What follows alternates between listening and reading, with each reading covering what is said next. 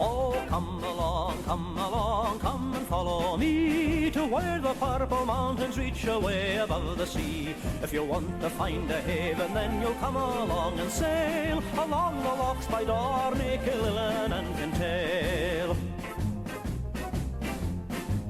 If you want to see the sunset or the mountains capped with snow, if you want to stalk the wild deer by Dorney you should go. You'll view the misty island and you'll hear the push to bail around the lochs by Dorney, Killillan and Kintail. So come along, come and follow me to where the purple mountains reach away above the sea. If you want to find a haven, then you'll come along and sail along the lochs by Dorney, Killillan and Kintail.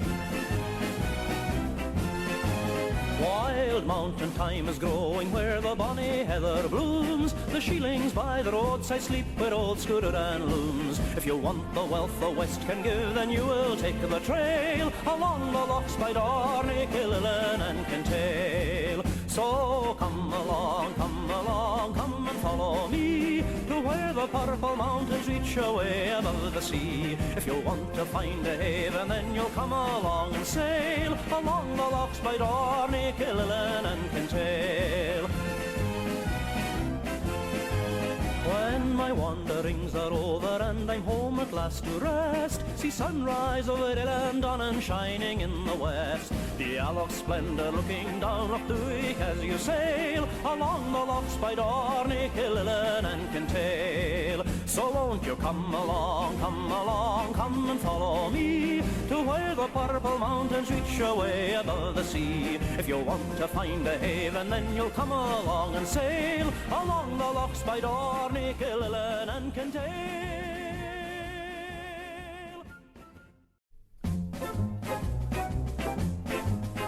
Oh, come along, come and follow me to where the purple mountains reach away above the sea. If you want to find a haven, then you'll come along and sail along the lochs by Dorney, Killillan and Kintail.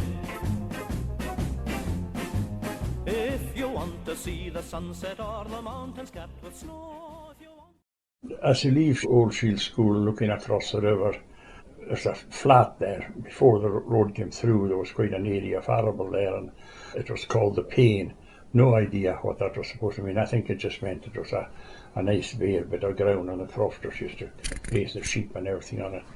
Travelling further up, there's the loch, a wee Loch Shiel, and on the overside of the loch, if you look across or even travel on that side of the loch, a little quarry where a burn comes down, and in that spot is where the women, a wee back sort of before the turn of the century, probably late 1800s, where they used to milk the cattle. The cows were summered up on the flats further up the glen, and there was a wall there that kept them back all day. But in the evening the girls went up, brought the cows down, milked them, and then they were at go for the night, and they wandered about back down to what are called the Pane. And they sorted out the milk there because there was a place for washing the buckets, and they could do everything they wanted to do with the milk. So they just took what was necessary home with them. But 9 times out of 10 they would have a calf at home that had maybe come off one of the cows, and they would feed it with the milk they were carrying. The reason for putting the cattle up there was that the cattle would go up and they wouldn't stay up, so there was a wall came down the hill which they had been built there. And one of the little stories about the wall was there was a chap, one of the bows who came up with the sheep. He had a fancy for one of the McCrae girls that was milking the cows, and he was a shepherd. When he was finished hefting his sheep, he used to sit there waiting for her to come up in the evening so that he could talk to her. And while he was there was a big stone, and he was chiseling at it, going to write bow on it. But I remember the stone, and my uncle had told me the story, and he pointed it out to me. There was only B.O., he had never finished writing bow. So whether he had convinced her that they did actually run away together, the two of them. So there was a chance that they went off before he finished doing his name on the stone. That was the flat bit, as you can see, as you get up on the roadside, you're going up, and the only places of significance on the roadside are as you go up opposite the loch, there's a corner there, but it's always known to us as Kirkin of Hope. I think it means the rock where the boat was kept. You know, the boat sat there at the rocks in the corner when we went to school. The Loch Shiel is quite well known. The wee loch is quite well known because we get swans and a lot of ducks in it, or did then every year. It would be full of ducks, and it was a stop off for salmon and sea trout going through, and the fishing just above it was very, very good. Further up a little bit, there's a stone there, a cairn, in memory of a Donald Campbell, who was in the Great War, had got gassed. His brother John was killed in the Battle of the Somme. I think John's name was mentioned on this stone, but something happened. But Donald came back. He ran an inn at Clooney for a while, and then moved down to Shiel. People now don't understand how the stone was put there, but at that time there was a little wooden chapel at Shiel. They were Catholics, and they built a little chapel down at Shiel, and his funeral service was there, and they walked him up the road to there, and then he was transported to Bewley. That's where they came from. The Campbells came from Bewley at the turn of the century. Further on, going up, you get to what's called the Coocan, on the Coocan corner, and most people know where that is today, and there's a very sharp bend there, always noted for cars trying to come round through fast. There's a wood on the right, the Coocan wood it was called, and there was nothing of great significance other than there was supposed to be a ghost dog in the Coocan, which was supposed to terrify everybody and keep them right. But Coodew, which is the Gaelic for the black dog, and it was supposed to be there terrorising people. Never saw it. One story has it that the fairies took a dislike to the dog and they encouraged it into where they were living. And when it came out, it was completely bald, so it wasn't a Coodew anymore. So I don't know whether that's right or not. I don't think it's right. Anyway, across the river, just from there, there's another very significant stone, and it's called Clochavaskell, which is Gaelic for the christening stone. And round about it, there's a loop in the river, and it's just a flat area, and that's Lupavashkel. Now, I didn't hear this story until my Uncle Johnny was probably in his 70s, and I have to put in here that the old folks were terrible. They would never tell you anything bad about it. They were very, very tight with their stories, but as he got older, he came away. That was two things he told me about Bo and about this stone. And it seems that there was a diphtheria or something in the Glen. And there was quite a population still in the Glen at that, but the people that lived up at Clooney, there was about 6 or 7 houses there, and the children started to get ill, and they were very, very ill. And they decided they would have to bring them down the Glen to get them christened. Now, the local people didn't want them coming in among their families. There was villages at Shiel and everything, and they didn't want them to come in there in case they would catch it. But by the time they got the thing organised, 2 or 3 of the children had died. But they brought them anyway to get the christening done, and that's why this christening stone was set up. And you can see that to this day. It's sitting there. It's even got like a wee font on the top of it. People propped it up. It's a conical stone about 4 foot high. And I've told most of my family, they know where it is, the boys and Glennis. Quite an interesting thing, and I think the story should be recorded. Anyway, a minister went up and met them there, and he christened the children. And what we don't know is that there's a little wall just out with the area, built round in a half circle, and it's possible that they buried the children who had died there. It's a possibility, and it's something that maybe people should put a notice up to stop anybody interfering with it. Back over to the roadside, the next kind of stop would be Strochety, which is we burn, pony burn or foal burn. There's no great significance to that other than above it there's a marker showing where Telfer came through with the road, a date mark on a big boulder there showing when they reached this point and what happened with different groups of infantry and stuff doing the road. And that's the road that went over to the barracks in Benelgan. And there's one there and there's one further on above the cutting at the Cooker, 2 stones. Somebody in Kyle, I think, has the second stone. The other one, the last time I went to look, I couldn't find it. But it definitely is there on the side of the burn, this boulder with numbers and figures on it and who working there. Somewhere among my photographs, there's a photo of the stone that went to Kyle. It's got date some stuff on it. Further on the roadside, there's a little bit on the side of the road. You can see it, there's big boulders there. And that's where there was a souterrain. A souterrain was an underground sort of house. And that was wrecked when the new road came through. And nobody was telling them to avoid places, but they wrecked it. And it was, I believe, in reasonable condition. But somebody closed it up at one stage to stop the kids going into it. But then, when the roads came through, I think the bulldozers flattened it. But you can still see where it was, a pile of stones and big boulders that was there, big flat stones. Further on again, you come to Turleishi, and the huge sheep pens that were there, sheep fangs that were there when the height of the sheep coming into the Highlands. You just see the remains of the walls, the cornerstones and stuff are always left behind when they pull things down. But it must have been one of the main holding places, that probably big enough to at least put 1,000 sheep or more into it, paddocks they had there. So that kind of covers it up as far as Turleishi. Turleishi I'll speak about in a minute. But across the river from there, there's Achiuran, which is on the Glenshiel side of the river.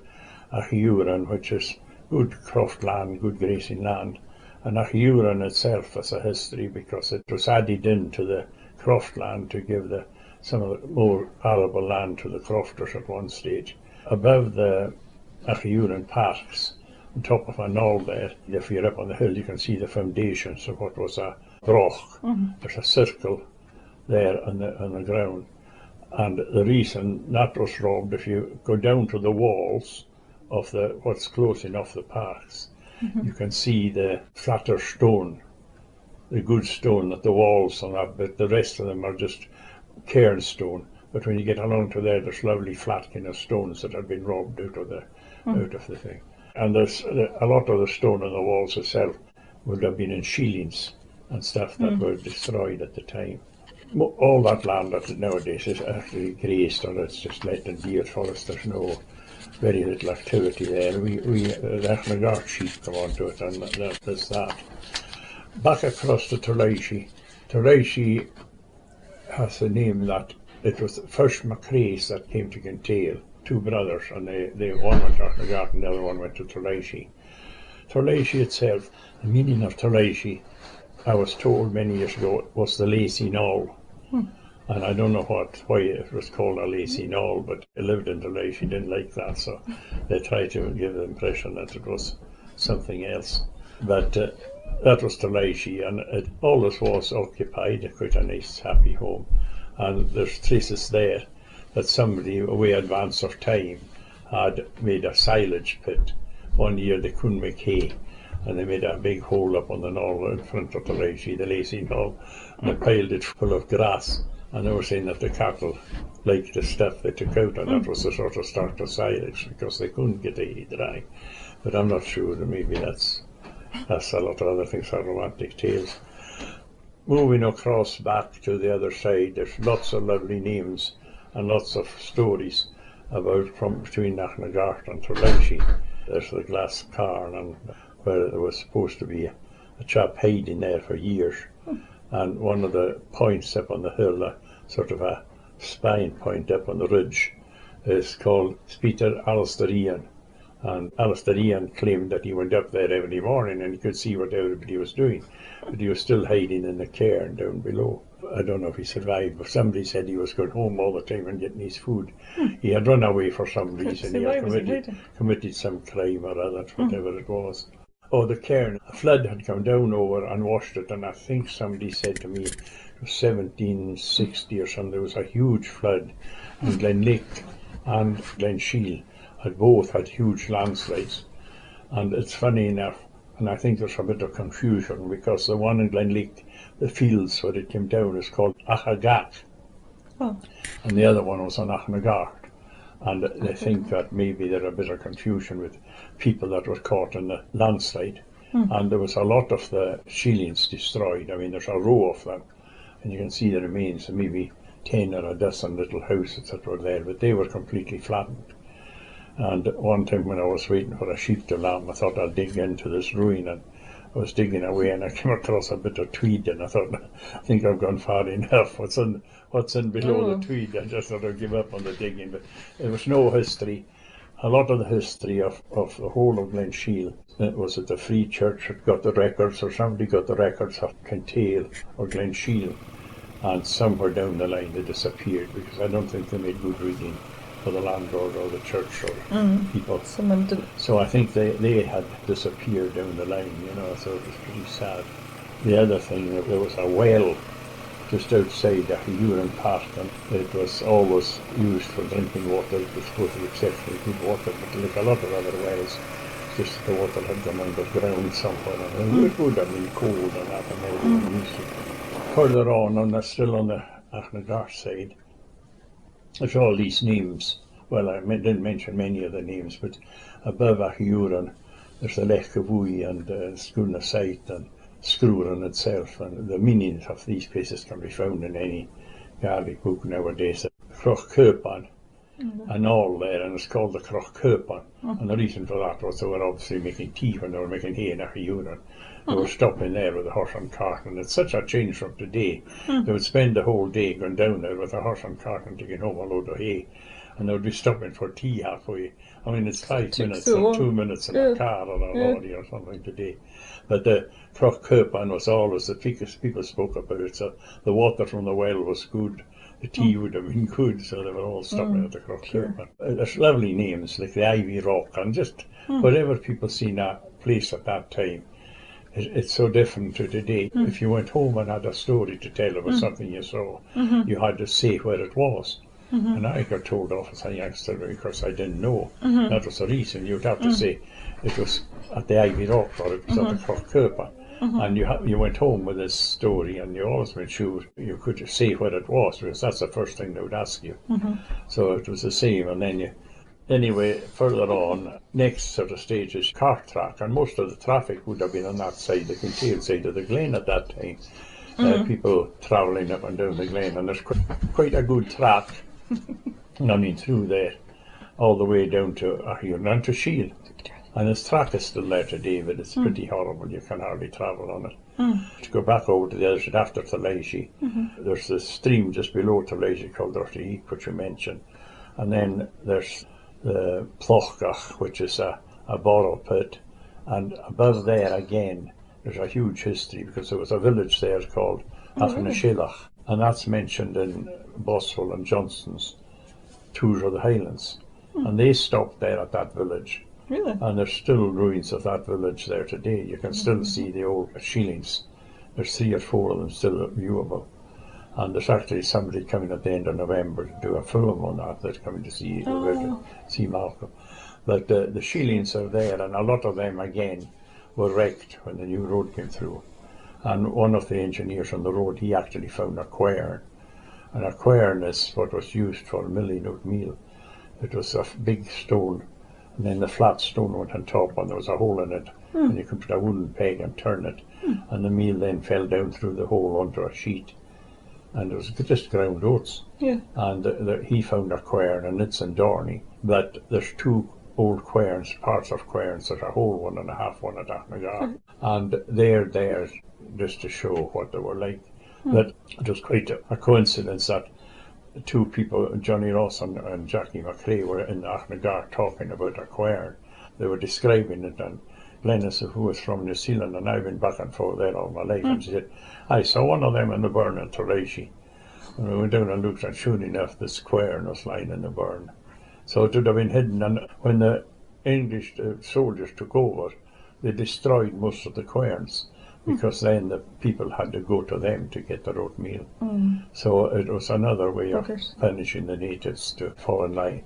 We're reaching Achnagar now, and a big history to Achnagar, because it was the first place that the McRaes came to, Achnagar and Thalaishi. When the McRaes came, they were sword servants to the Mackenzies, and they were given Achnagar and Thalaishi, 2 brothers, as a place to live or to farm. So they came there probably, I don't know, 1600s, 1700s or something like that. And there was McCree's there for generations. The Achnagart ones seem to have done better than the Turleishi ones. They were still fighting and going off to battles, but there was one McCree in Achnagart. He was called Macramorst, a big McCree, and he was supposed to be very, very strong. And there's a stone up at the back of Achnagart called Clachaquaman, which he was supposed to have carried on his back. And the mason met him and said no, it was the wrong shape, so he just dropped it, and it's still there today.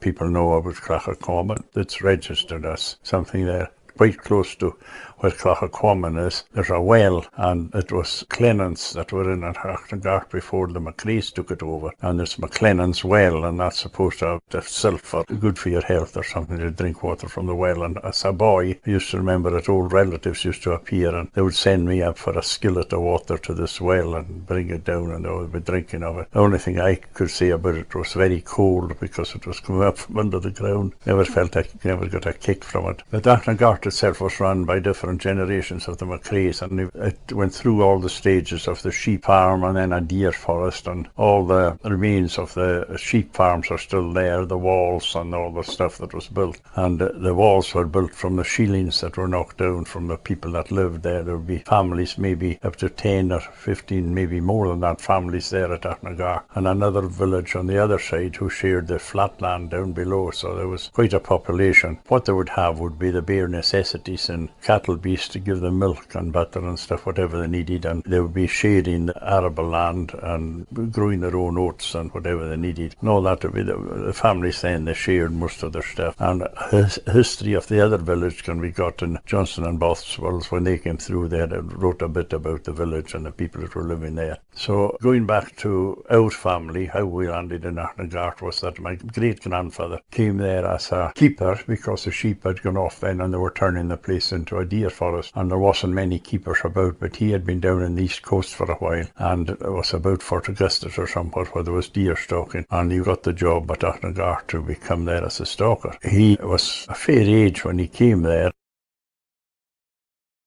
On the 24th of May 1845, 90 people in 18 family groups were evicted by force from Glencalvy, and while the menfolk searched for an alternative place to live, the women and children were allowed to shelter in Croyt churchyard. Some scratched messages on the church windows, including Dolan's great-great-grandfather, who wrote, "John Ross, Shepherd, Parish of Ardguy." The women milked cows in a nearby field to provide milk for the infants, and borrowed a flask from the church to feed them. These infants included Dolan's great-grandmother Christina Ross, who was born in 1841. Later, the church was locked, and they were unable to return the flask, which was retained by John Ross's family and survived the decades in a wall cupboard that had been plastered over. In 2015, the flask was donated by Dolan to the museum in Inverness. About 1902, my grandfather, who was out in the Boer War in Africa, had come home, and when they went to the Boer War, they were more or less promised that when they would come back that they would get a job. And of course very few jobs down in Lord Lovett's place, so any job they could get, and he came to Achnagart as an assistant to McLean, who was the old man who was there, Ushton McLean. And he came there, and of course what happened quite a lot then, there was still one of the family at home. The youngest daughter was still there, and the son was still there, who was a bit of a layabout, I think. There's something odd about the son, because he moved out when Tom arrived, and he was Tom Ross. And of course a year or so later, or 2 years later, he married the daughter who was in the house, and the old folks lived there with him. The old Ushton Moore died about 1918, and his wife lived till 1928. So they had the old couple with them there for quite a long time.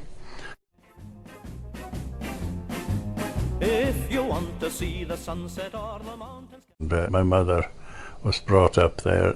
with snow, if you want want to stalk the wild deer, by Darnay you should go. You'll view the misty island and you'll hear the push to bail around the lochs by Darnay, Killillan and Kintail. So come along, come and follow me to where the purple mountains reach away above the sea. If you want to find a haven, then you'll come along and sail along the lochs by Darnay, Killillan and Kintail. My uncle Johnny Ross, he was the one that took over the place when his father died. Follow me to where the purple mountains reach away above the sea. If you want to find a haven, then you'll come along and sail along the lochs by Darnay.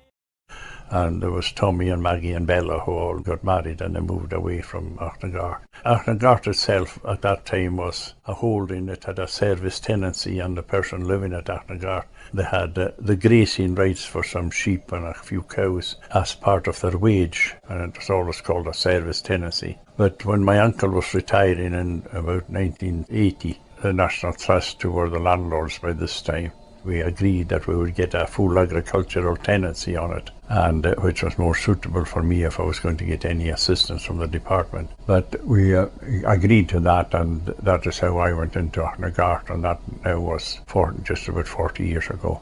Shining in the west, the Alloch splendor looking down Loch Duich as you sail along the lochs by Darnay, Killillan and Kintail. So won't you come along, come and follow me to where the purple mountains reach away above the sea. If you want to find a haven, then you'll come along and sail along the lochs by Darnay, Killillan and Kintail.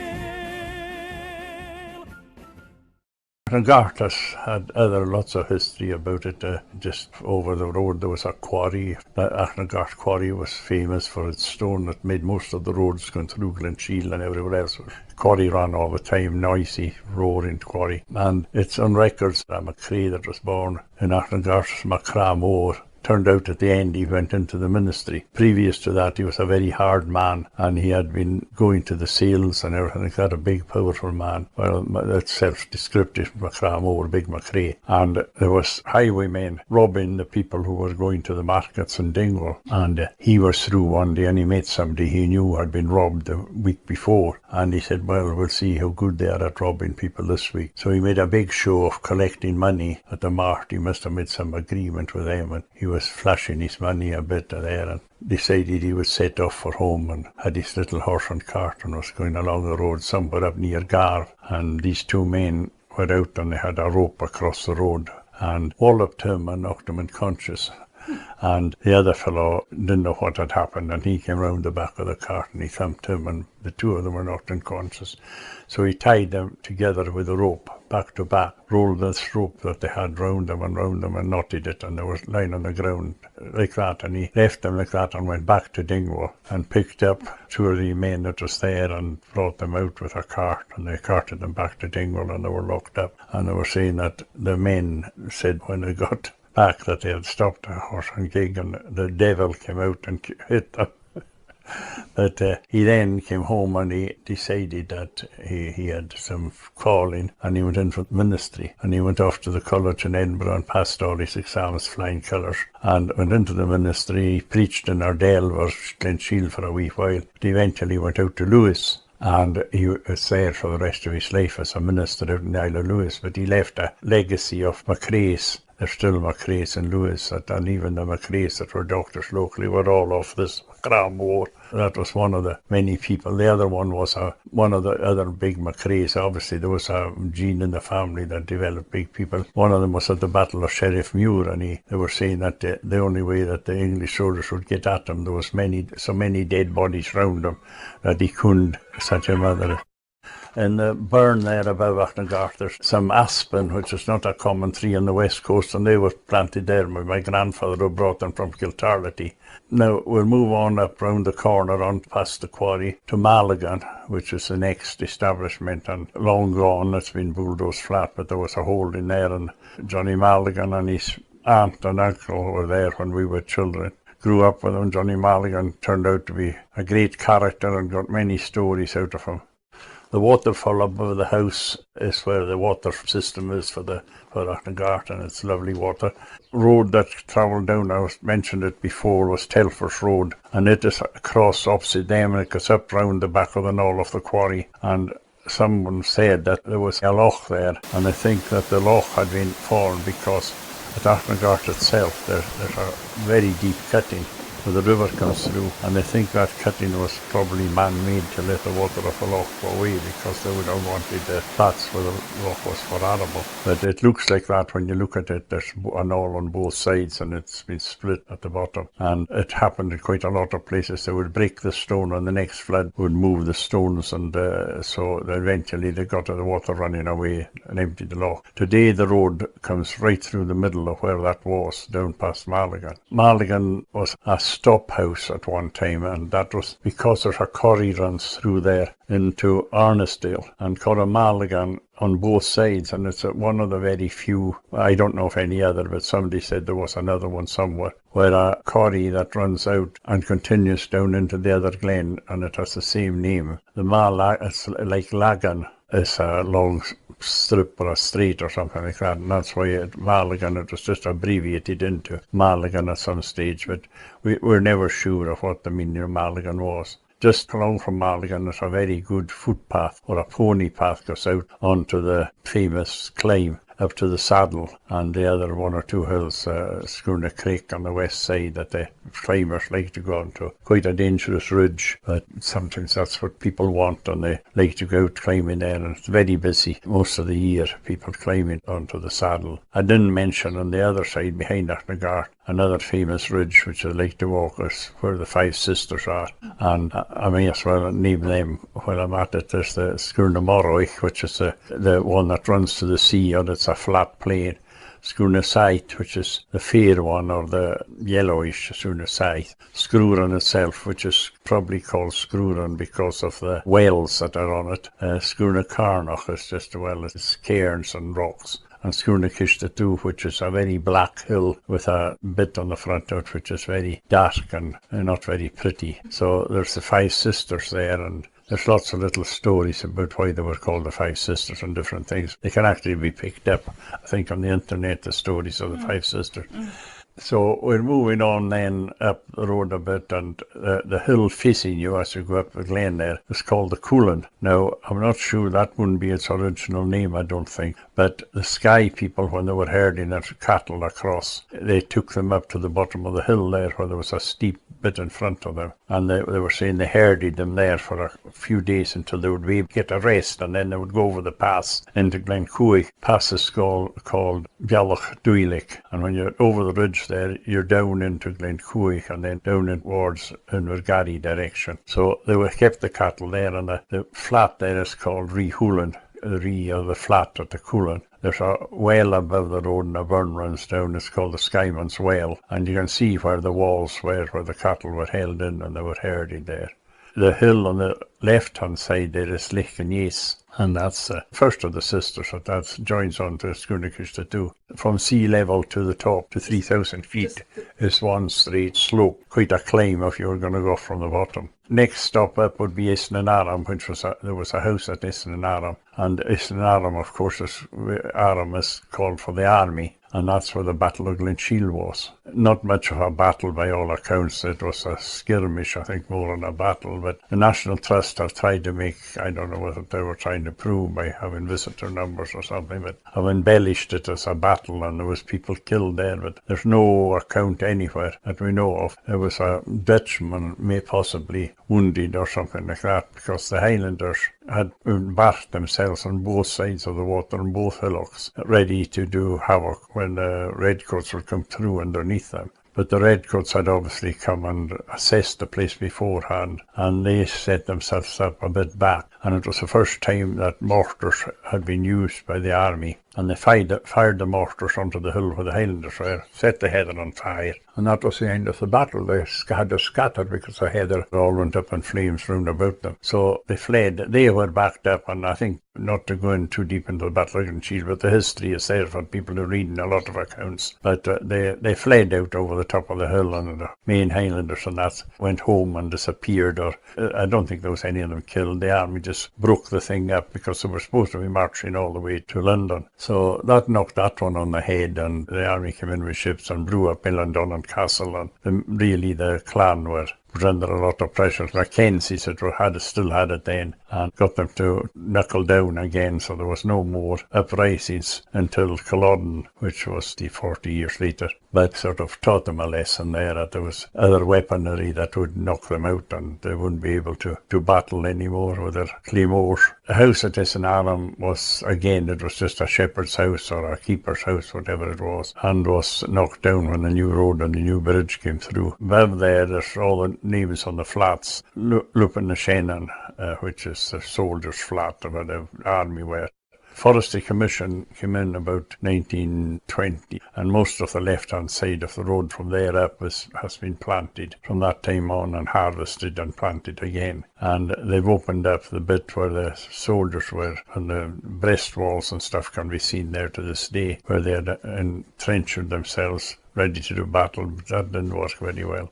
Above the road there's an interesting thing. I've been told that in the wood there's a little quarry place where they were quarrying lime, which would be very handy, but I think it just ran out. They weren't using it anymore. Further up the road you come to Lupignorn, and that again was just a keeper's house. And Lupignorn means the barley meadow, or the barley field. So obviously it was a good place for growing barley, which would be good for making barley brie, which is whiskey or alcohol of some description. But it was always noted for that it was a place, and Eddie McRae was telling me there was a still just down, there's land there down from Lupignorn, and it's called Moraine, and it's where the glacier went through and left a whole lot of knolls just not far from each other. And then among that somewhere somebody had a still, so they were obviously using the barley to a good purpose.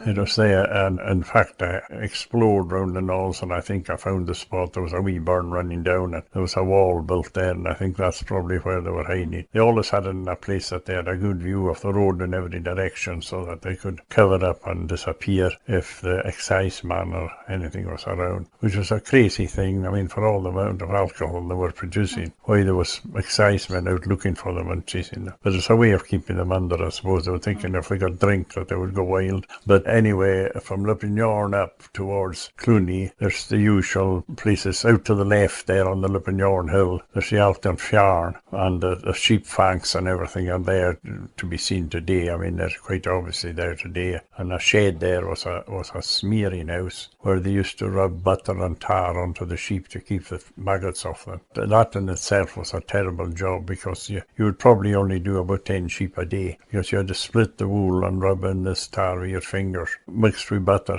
and it was archangel tar it was called. And after a few days of that, your fingers would just be raw, because it was just so hard on the hands. But they had to do it. It had to be done, because the maggot flies were so thick at that time, it was killing half the stock if you didn't do it. So they brought them in there. They had stools that they sat on, and there's actually a stool at Achnagart that I made a copy of the ones they were using. They sat on the stool. Somebody brought them a sheep, and they cooked the sheep on his back, tied his feet, I think, and then rubbed this stuff on you. The wool, that when it's growing on sheep, is kind of in little 3-inch or 2-inch sections, so you can split it, and in there, and the warmth of the body melted the tar through all the wool. And every one of them were done like that, individual sheep on a stool. Further on, there's the Alton Fjarn burn comes down there. It's one of the burns in the glen where you can find quite a lot of garnet. And people today go up there just to pick up little garnets, and they use it in jewellery and stuff. And it's quite nice to know that there's jewels in the glen. One man saw one on top of a rock many years ago, and it was huge. It was about nearly an inch square on top of a rock, and all the rock had melted away round about it over the years. And he thought, oh well, I have to get it. And he was carrying his rifle at the time, and he used the butt of his rifle to give it a dent to knock it out of the rock, and it flew off, and he never seen it again. Searched for weeks to see if he could find it, but never did.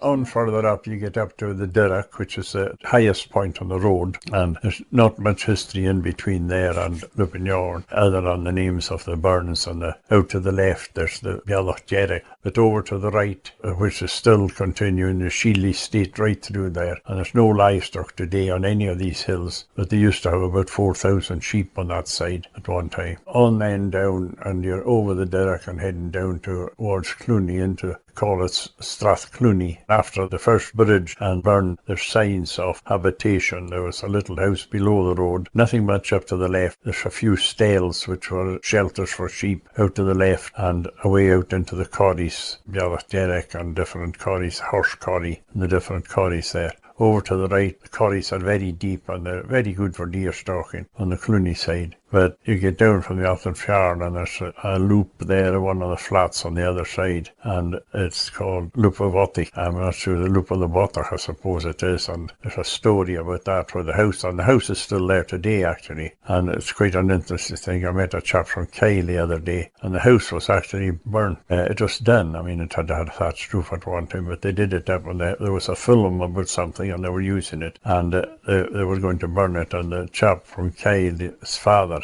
or his uncle, had gone up and taken the door off the house or the barn, and he still got it on a shed in Kyle.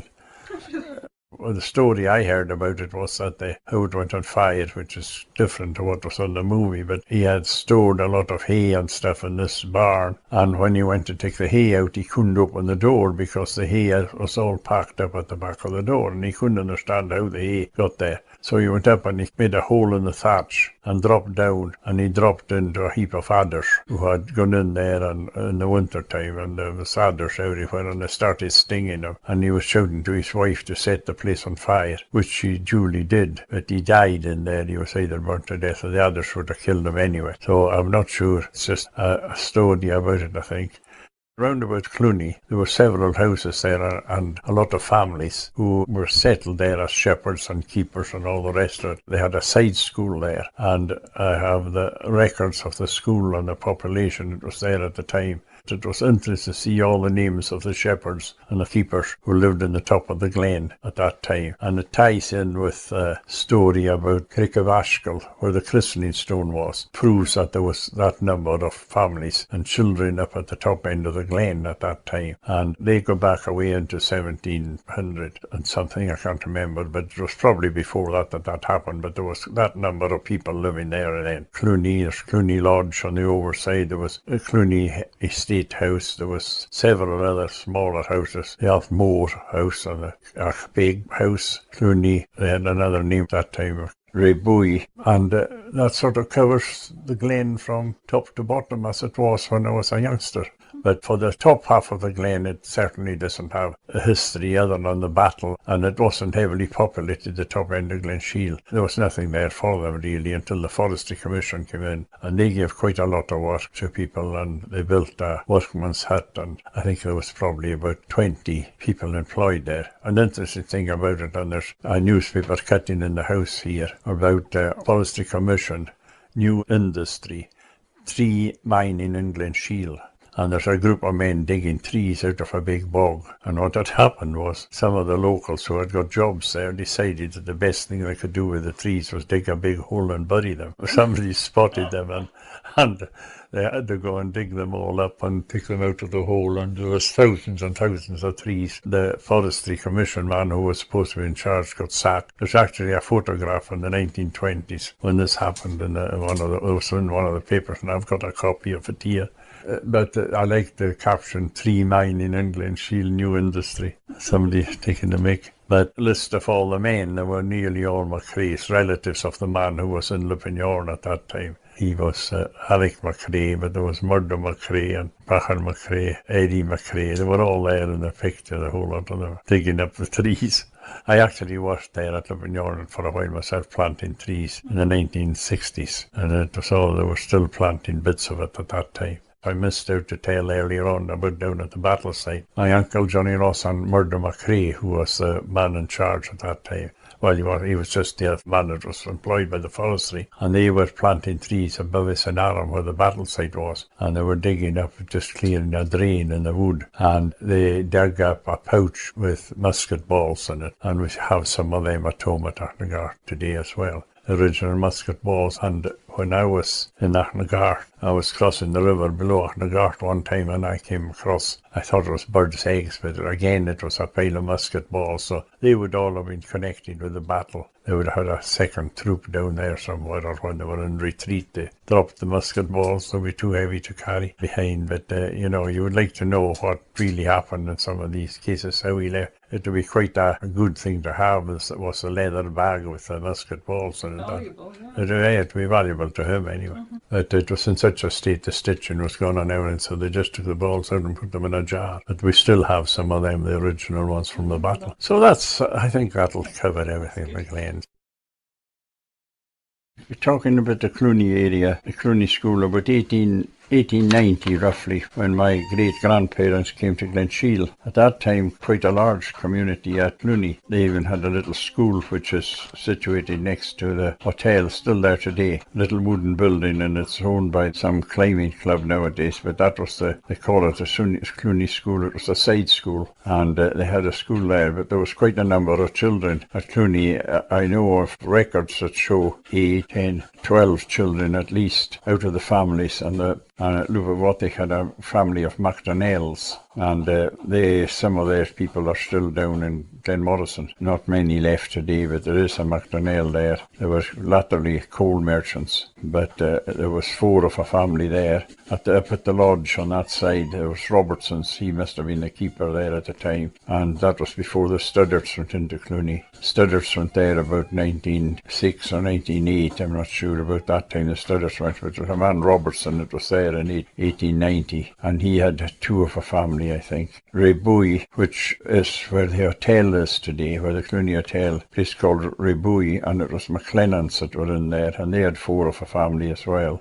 So that made up a fair number. And the Clooney Inn was next to Cruachan, just found round just on the head of the loch there. You can still see the ruins of Cruachan, but where the inn was, I think the inn was closer to where the hotel is today, somewhere there, the Clooney Inn, which was different to the hotel. And there was 2 lots of 2 children in each place there. So quite a community at Clooney. And it's just after that the 2 sides of the loch were separated, and the north side was part of the Kintail estate, part of it, and the rest went down into Corrymore and down to that end. Now, Cruachan was at the head of Corrymore, which is the glen that takes you back over into Glenafric, and there was a Moffat family there. And the Moffat family later moved, some of them to Glenelg and Barrastill, and there's still, mother of theirs was MacDermid, and the MacDermids are still in the area, some of the MacDermids. The Clooney Inn, it was MacLean's, and I think there is still some of them in the area as well. So that sort of covered the Clooney population of that. But it's interesting to know that, well, the Pavotic is gone. The Clooney Lodge is still there, obviously. The hotel is still, there's still a Clooney Hotel. But Cruachan and what was the old Clooney Inn, they're both gone, and so is Corrymore. All these houses have gone since the hydro were in, and the valley, the bottom of the glen was flooded. So all these places were cleared. Not really very much more to say about that. The bridge over to the lodge was renewed and heightened to let traffic get over onto the Clooney Lodge side. And shining in the west, the Alloch splendour looking down Loch Duich as you sail along the lochs by Dorney, Killillan and Kintail. So won't you come along, come and follow me to where the purple mountains reach away above the sea. If you want to find a haven, then you'll come along and sail along the lochs by Dorney, Killillan and Kintail.